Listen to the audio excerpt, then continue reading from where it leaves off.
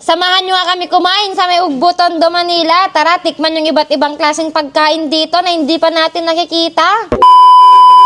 Hi guys, it's me, your Ilocana girl, Missy Gado. Samahan nyo nga pala kami pumunta ng Ugbo. Sinundo nga kami ng isang boss GK para ipasyal nga sa may Ugbo, Tondo, Manila. First time nga lang namin pumunta dito. Dito nga daw ay may iba't ibang pagkain na bagong-bago sa paningin nyo. Syempre, titikman natin lahat yan. Unang tinikman nga namin ay itong pusit na first time ko nga lang din makikita. Inihaw na pusit nga ito guys. Ngayon nga lang ako makakita ng ganto, 10 pesos isa nga pala yan. May ulo nga dyan at katawan. Syempre, unang titikman natin yung katawan para masarap. Uy!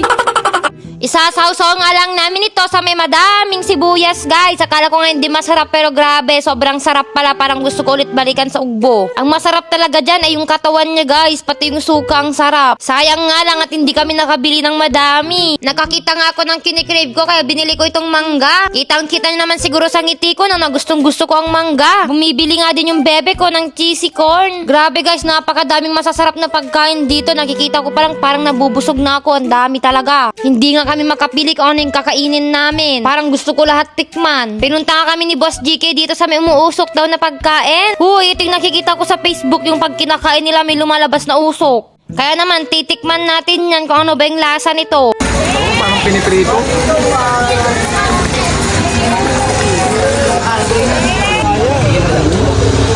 Ingat po, ingat po. Kaya, bayan. Ito na! Abang po yan. Ito na. Yan ako yan. Ano to kuya? Kakainin ko na agad? Ako ngayon na po siya kagad po. Hoy, wag! Medyo ako kain. Kain.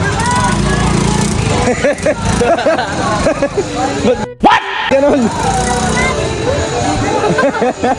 Mukhang gago ka. Oo nga. Nagulat lang ako. Ano? Sa ilong, palabas mo sa ilong. Selong. Sa ilong ba? Linapin mo. Huwag ka Kaya. muna. Yan, para ano? Yan. Tumigas na. Sige, gawin mo agad. Yan. Sa ilong. Parang kang dragon na.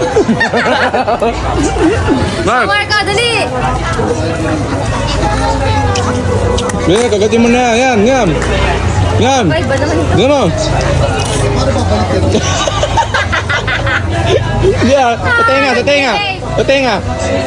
Inisa-isa mo na nga namin tinikman lahat ng aming makikita. Napahinto nga kami dito sa may grilled balot. May inihaw na seafood nga din sila dito guys, pero hindi nga kami mahilig sa seafood. Kaya naman yung grilled balot ang aming titikman. Nakikita nyo naman siguro no, parang ang sasarap, diba? Nagulat nga kami at may grilled balot pa dito sa Isabela kasi wala nang grilled balot. Dahil mahilig nga yung bebe ko sa mga balot, ayan, titikman niya nga daw yung grilled balot. Nakikain na nga din kami ng grilled balot. Isang subo nga lang yung balot, ubos na namin. Ang sarap kasi guys. Solid, parang ang sarap maglima. Uy guys, nakita ko nga dito yung fried noodles. Kaya naman napabili ako agad kasi nakikita ko nga lang din ito sa FYP ko. Wala nga ganito sa Isabela. Kaya naman titikman natin ang fried noodles ng Tondo, Manila.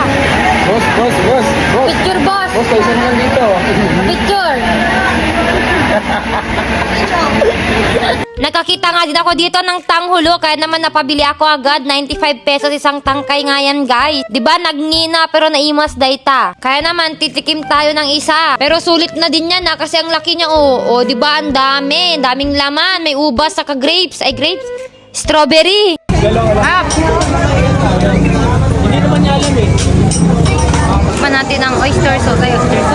Fried noodles. Fried noodles. Nakikita ko lang to sa TikTok. Ayan. Alcohol natin. Diba? Gusto mo manghang? Hindi ko yan. Hindi mahilig sa mga yan, kuya. Ay, hindi. Sarap. Dating nasa China, ngayon makakain mo na dito. Oo. Di ba no? Umuwi pa talaga sila galing China. Mga Chinese yan eh.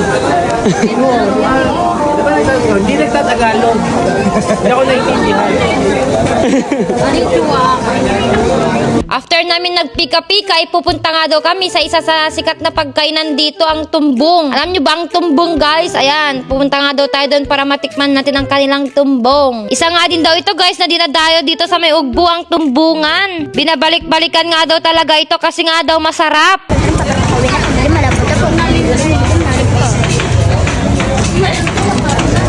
Kuya, marunong po kayo sa Bakit? Hey!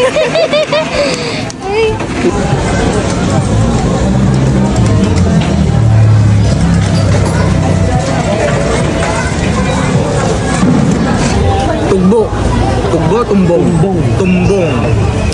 Tikman natin ang tumbong dito sa Tondo. Sarap niyan guys, parang papaitan. Tapos chili. Wow! Dito kasi sa Tondo, yan yung masarap na Ano tawag doon? masarap na luto dito Sige. yan. Hindi, kung sa Tuguegarao yung pansit dito.